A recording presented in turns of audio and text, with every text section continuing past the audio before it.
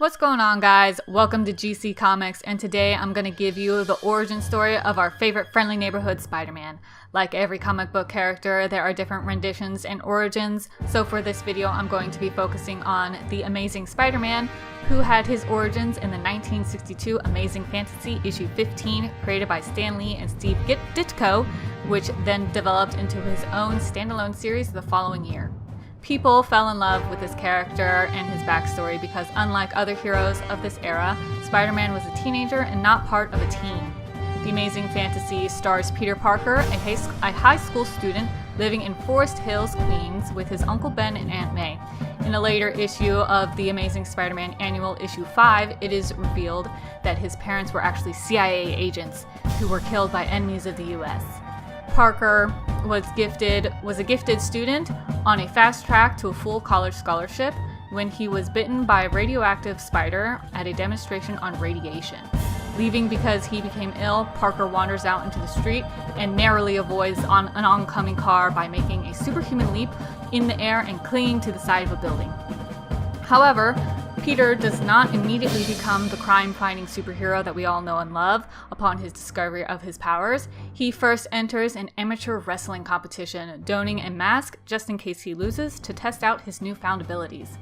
After easily defeating pro wrestler Crusher Hogan and winning the competition prize money, he is approached by a television producer who convinces him to perform on a late-night television show, suggesting that he keep a mask because a secret identity is great showmanship. Later, Peter designs the famous suit and web shooters, not for crime fighting, mind you, but instead for his newfound television gig. Minutes after his television debut as the Amazing Spider-Man, he sees and ignores a thief that runs past him and escapes the building because catching criminals is not what he is paid to do. Spider-Man continues to impress studio audiences and play to packed rooms.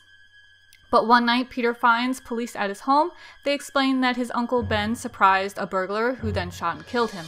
The burglar got away, but police have him cornered at the old Acme warehouse in the waterfront. Grief-ridden, Parker goes to the warehouse to enact revenge on the man that murdered his uncle. But after knocking out the killer, Peter sees his face and realizes that he is the same thief that got away from him at the studio a few days earlier. Realizing that if he had stopped the thief, then his uncle would still be alive, and he dons the famous mantra, "With great power comes great responsibility."